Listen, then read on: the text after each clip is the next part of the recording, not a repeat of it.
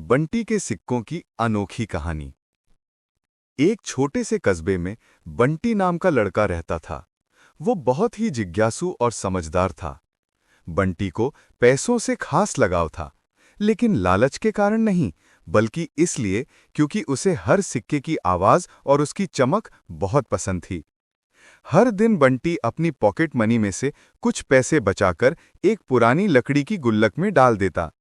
धीरे धीरे उसकी गुल्लक सिक्कों से भरने लगी। जब भी वो उसमें सिक्का डालता, ठन ठन की आवाज सुनकर उसके चेहरे पर मुस्कान आ जाती।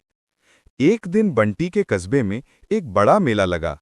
सब दोस्त अपने अपने खिलौनों और मिठाइयों पर पैसे खर्च कर रहे थे।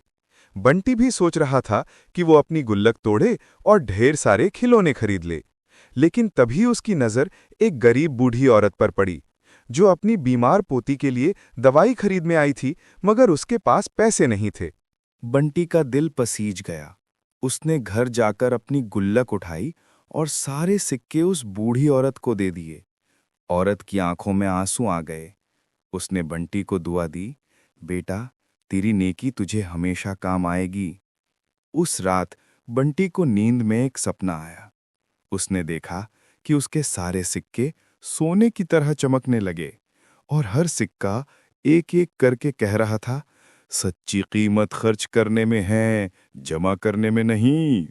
अगले दिन कस्बे में सब लोग बंटी की तारीफ करने लगे। उसके दोस्तों ने पूछा, तूने अपने सारे सिक्के क्यों दे दिए? बंटी मुस्कुराकर बोला, सिक्कों की असली ताकत खिलौनों में नहीं, बल्कि किसी की मदद करने में है। धीरे धीरे बंटी का नाम गांव में छोटा दानी पड़ गया।